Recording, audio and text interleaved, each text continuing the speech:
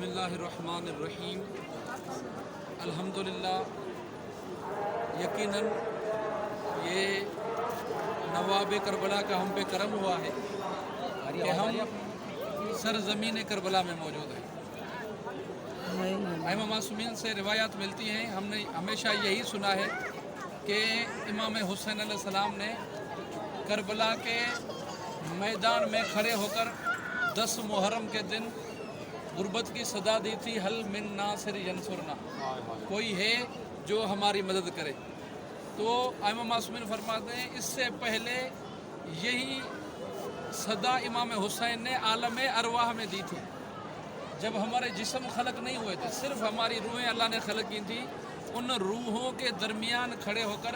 امام حسین علیہ السلام نے فرمایا تھا حل من ناصر ینصرنا۔ پھر معصوم فرماتے ہیں جس انسان کے روح نے جتنی مرتبہ لبیک کہا تھا وہ اتنی مرتبہ امام حسین علیہ السلام کی یہاں زیارت کریں گے، نہ اسے کم نہ اسے زیادہ۔ اور خدا کی قسم یہ ہم گناہ گار ہیں، ہماری خوش نصیبی دیکھیں کہ پروٹوکول کتنا ملتا ہے۔ چھٹے امام فرماتے ہیں جب امام حسین کا زائر اپنی مکان سے چلتا ہے مولا کی زیارت کے لیے تو 4000 فرشتے اس کا استقبال کرنے کے لیے آتے ہیں، اور پھر 4000 فرشتے اس انتظار میں ہوتے ہیں کہ یہ زائر زیارت کر کے واپس آئے تو اسے مکان تک چھوڑنے چلے۔ اور امام رضا علیہ السلام فرماتے ہیں جس شخص نے بھی، چاہے مومن ہو مومنہ ہو، امام حسین علیہ السلام کی زیارت کی شط فرات پر، سمجھو کہ اس نے عرش پر اللہ کی زیارت کی۔ اب آپ اندازہ لگائیں اللہ کی زیارت کا جتنا ثواب ہے اتنا ہی ثواب امام حسین علیہ السلام کی ہے۔ معصوم فرماتے ہیں امام حسین کی زیارت کا سب سے جو چھوٹے سے چھوٹا فائدہ ہے وہ یہ ہے کہ اس زائر کے صغیرہ اور کبیرہ گناہ معاف کر دیے جاتے ہیں۔ یعنی جو امام حسین کی زیارت کرتا ہے وہ اس طرح ہو جاتا ہے جیسے بچہ ماں کے پیٹ سے نکلتا ہے۔ اور معصوم فرماتے ہیں جو امام حسین کی زیارت کرتا ہے اللہ تعالیٰ اس کی زندگی بڑھا دیتا ہے اور اس کے رزق میں برکت دیتا ہے، اور اس کی جو مصیبتیں ہوتی ہیں وہ بھی ختم ہو جاتی ہیں۔ اور جب امام حسین کا زائر اپنے گھر سے پہلا قدم اٹھاتا ہے، ایسا نہیں ہے کہ آپ کربلا میں پہنچے تو اب آپ پر زائر کا یا زائرہ کا اطلاق آئے گا، نہیں، آپ نے جس نیت سے گھر سے قدم اٹھایا ہے تب سے آپ امام حسین کے زائر ہیں۔ اور معصوم فرماتے ہیں جو نیت کر کے نکلتا ہے اپنے گھر سے پہلا قدم اٹھاتا ہے تو اس وقت اللہ کی آواز آتی ہے کہ تجھے جو چیز چاہیے تو مانگ، میں تجھے اللہ وہ چیز عطا کروں گا۔ تو مجھ سے سوال کر، میں تجھے جواب دوں گا۔ تو مجھ سے مانگ، میں وہ چیز عطا کروں گا۔ کیوں؟ اس لیے کہ مجھ پر حسین کا حق یہ ہے۔ دیکھیں اللہ کہہ رہا ہے کہ مجھ پر حسین کا حق یہ ہے کہ جو شخص بھی حسین کی زیارت کے لیے نکلتا ہے تو میں اسے وہ دوں جو وہ مانگے۔ اب آپ اندازہ کریں کہ کتنے لوگوں میں سے ہمارا انتخاب ہوا ہے، کتنے ہمارے رشتہ دار رہ گئے، کتنے ایسے عزیز و اقارب تھے جو پیسوں میں ہم سے زیادہ تھے، لیکن ان کے دل میں وہ چیز نہیں آئی جو آپ اور ہمارے دل میں آئی۔ یہ تب ہوتا ہے جب امام حسین علیہ السلام کا بلاوا آئے۔ اور خدا کی قسم ہم تو یہاں آسانی کے ساتھ رہ رہے ہیں، کتنی آسانیاں ہیں، کتنی آسائشیں ہیں ہمارے پاس۔ ہر چیز جو بھی کھانے کی ہوتی ہے وہ ہمیں آرام دہ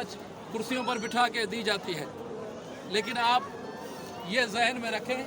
ان کربلا کی جو ابھی لائٹوں کی رنگینیاں ہیں، ان چیزوں کو ایک مرتبہ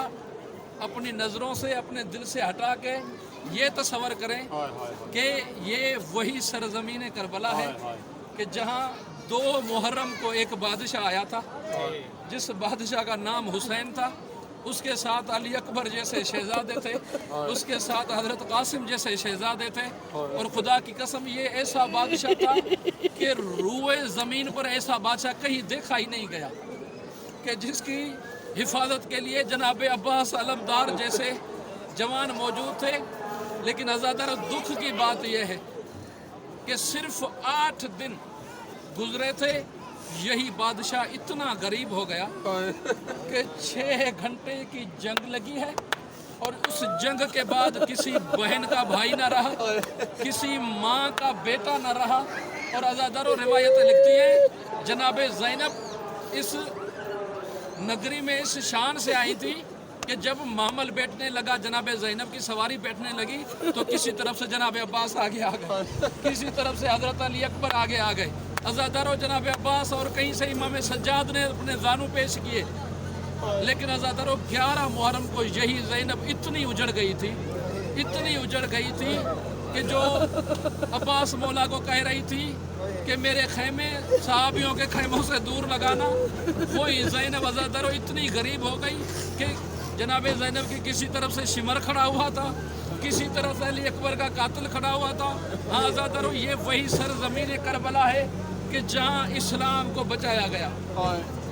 ये वही सरज़मीन करबला है कि जहाँ हुसैन की 3 साल की बेटी को इतने तमाचे मारे गए, इतने तमाचे मारे गए। हम कितनी आसाइशों में रह रहे हैं, लेकिन अज़ादारों जो शाम गरीबा यहाँ गुजरी थी ना, मैं कहता रहता हूँ सादा से माफ़ी मांगते हुए कि लूट का नाम लेना आसान है, लेकिन शरीफ ज़ादियों को पता होता है कि उनका पर्दा कितना कीमती होता है। और ये तो इतने पर्देदार थे कि अगर बाल ज़ाहिर हो जाए तो सूरज पर्दा कर जाता था। ये इतने पर्देदार थे कि मदीने का एक शख्स मौला अली के पास आया और कहने लगा कि मौला आपका फलां घर जो है वो खाली पड़ा हुआ है, मुझे दे दे। तो मौला ने कहा कि किसने कहा फारिग है, उसमें तो मेरी बेटी ज़ैनब रहती है। वो कहते हैं मौला मैं 5 साल से रह रहा हूँ, मैंने कभी इसमें से आवाज़ नहीं सुना जो इतनी पर्देदार हो। वो ज़ैनब इसमें शाम गरीबा में उजड़ी है। और अज़ादारों उजड़े ऐसे हैं कि ख़याम को एक तरफ से आग नहीं लगाई गई। रिवायात लिखती हैं चारों तरफ से बीबियों ने देखा कि खैमे जलने लगे। और अज़ादारों आप अंदाज़ा करें, दुआ मांगा करें मौला के ज़वार हैं आप, चाहे कितने भी गुनाहगार हो हम, लेकिन अभी हम हुसैन के मेहमान हैं, अभी हम अब्बास मौला के मेहमान हैं। यकीनन जो मेहमान आता है उसकी सुनी जाती है। आपसे दस्तबस्ता गुजारिश करता हूँ कि एक दुआ ज़रूर मांगा करें कि अल्लाह करे कि उस जगह कभी आग ना लगे कि जहाँ बुझाने के लिए पानी मौजूद ना हो। अज़ादारों ये सैयदों के खैमे जल रहे थे। या हमीद इब्न मुस्लिम कहता है मैंने देखा एक बीवी थी जो बार बार खैमे में दाखिल होना चाहती थी, लेकिन आग की तपिश इतनी ज़्यादा थी कि वहाँ से दाखिल नहीं हो पा रही थी। ये कहता है मैं आगे बढ़ा और मैंने दिल में सोचा कि क्यों ना मैं इस बीवी की मदद करूं, रसूल की बेटी है। ये कहता है मैं जब खैमे में दाखिल होने लगा तो अगरचे मैं मर्द था लेकिन मैं खैमे में दाखिल ना हो सका। ये कहता है फिर मैं पीछे हट के खड़ा हो गया। मैंने कहा कि बीवी अगर कोई कीमती ज़ेवर रह गया है तो उसे छोड़ दें। तो बीवी ने कहा कि ज़ेवरों से भी ज़्यादा कीमती चीज़ खैमे के अंदर रह गई है। ये कहता है मैं खड़े होकर देख रहा था या एक मर्तबा वो बालों खुली बीबी, उजड़ी हुई बीबी नादे अली पड़ती हुई उस खैमे में दाखिल हुई है। कुछ देर के बाद जब बाहर निकली है तो शोलों से जैसे ही निकली उसकी कांधे पे एक जवान बेहोश पड़ा हुआ था। उस वक्त मक्तल की तरफ देख के कहती थी हुसैन अकबर को उठाना बड़ा आसान था, सज्जाद को उठाना बड़ा मुश्किल है। ये हमीद इब्न मुस्लिम कहता है मैंने देखा कि एक 3 साल की बच्ची थी जिसके कान छिदे हुए थे, जिसके कुर्ते के दामन को आग लगी हुई थी, कभी दाएं भागती थी कभी बाएं भागती थी। हमीद कहता है मैं उसके पास गया, बीबी मेरे लायक कोई हुक्म हो। तो कहता है मैंने देखा कि उसके होंठ सूखे हुए थे, खुश्क थे, ना उसने पानी मांगा ना उसने खाना मांगा। मुझे कहती थी बता नजफ कौन सा रास्ता जाता है। अज़ादारों ये कहता है मैंने पूछा बीबी नजफ में तेरा कौन रहता है। रो के कहती थी बाबा ने आखिरी वक्त में कहा था तेरे दादा अली नजफ में रहते हैं, वो नबियों के मददगार हैं, जब भी मुश्किल वक्त पड़े अली को आवाज।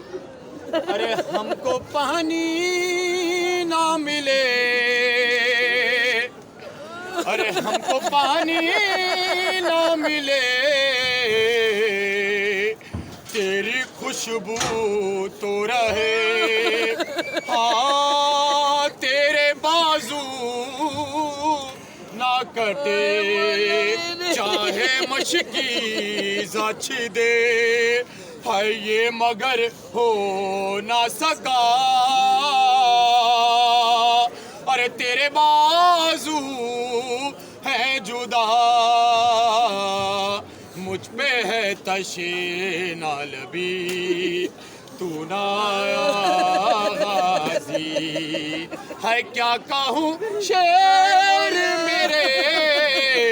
آئے ضرور مل کے کربلا کی ان تمام بہنوں کو پرسہ دیتے جن بہنوں کو آس تھی مولا عباس کے جب تک عباس سے کوئی ہماری چادروں کو ہاتھ نہیں لگا سکتا آپ کے سامنے مولا عباس کا روستہ ہے آئے مولا عباس کو ان تمام بہنوں کا پرسہ دیتے جو بہنیں روانہ ہوئے ہیں مدینے سے بھائی عباس کی آس پہ شب جمعہ ہے محسوس کریے گا بہن اور بھائی کی غربت کو بہنے کے لیے ہے کیا کہوں شعر میرے بیردہ ہم کو لیے ہاں یہ مسلمان سارے شہر در شہر گئے ہاں کھلکتے کوفہ کبھی کھلکتے شام کبھی بارہا ہم پہ ہنسی تو نہ آیا غازی ہے قید خانے میں قضا جب سکینہ کو ملی آئے صدرو جو رونے کے لیے آئے نا اتنی دور سے آئے مولا عباس کو اس 4 سالہ جناب سکینہ کا پرسہ دیتے جو سکینہ کربلا سے شام تک کے سفر میں اپنے بابا کا سر مانگتی ہے ازادار جو اولاد والے نا محسوس کریے گا جناب سکینہ کی غربت کو یہ وہ سکینہ ہے جو کربلا سے شام تک کے سفر میں صرف شمر سے اپنے بابا کا سر مانگتی رہی یہ وہ سکینہ ہے جو خیموں میں جا کے تمام بچوں سے کہتی رہی بچوں گھبراؤ مت میرا چچا عباس پاری لینے گیا ہے سنو اس بیٹی کی غربت اور بیٹی کا قید خانہ ہے قید خانے میں قضا وہ جب سکینہ کو ملی دے کے کرتے کا کفن اور بچی دفنائی گئی ہاں اس گھڑی نام تیرا صورت ناد علی بس میں دہراتی رہی تو نہ آیا غازی آئے دونوں مل کے اسی فرش ادا پر شب جمعہ کربلا میں بیٹھے ایک طرف مولا عباس کا روزہ ایک طرف مولا حسین کا مولا عباس مولا حسین کو ان کی اولاد جناب علی اکبر وہ جناب علی اصغر کا اور جناب سکینہ کا پرسہ دیتے ہیں وہ جبر داسر سے چھینی میں صدا دے ہے تو نہ آیا غازی ہے جبر داسر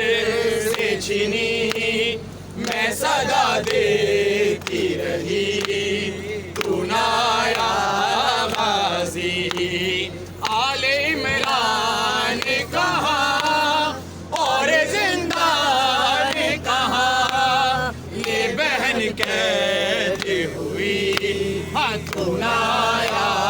غازی جبر داسر اپنا رخ مولا عباس کے روزے کے سامنے کر لیں آئے اپنا رخ مولا عباس کے روزے کے سامنے رہی ہے غازی ہے داسر سے چھینی میں صدا دے ماشاءاللہ بھائی صدا جی ہے کتنی بے باس کی بہن ہے شہنشاہ وفا نام لے لے کے میرا جب یہ ظالم نے کہا اے ناز تھا جسے کہ تجھے اب بلاؤ نہ اسے اور میں روتی رہی تو نہ آیا غازی جبر داسر سے ماشاءاللہ بھائی ماشاءاللہ صدا جی مولا مولا آپ سب کو پوچھا قبول کریں غازی ہے دھوپ میں تو تھا شجر اس سے آباد تھا گھر اے ورنہ میرا سر नहीं तुझे को खबर, ए अलमदार वफा, इस बहन को बाखुदा तुझसे डारस्ती बड़ी, तू ना आया वाजी, जब रिदा सर से छिनी मैं सदा दे, तू ना आया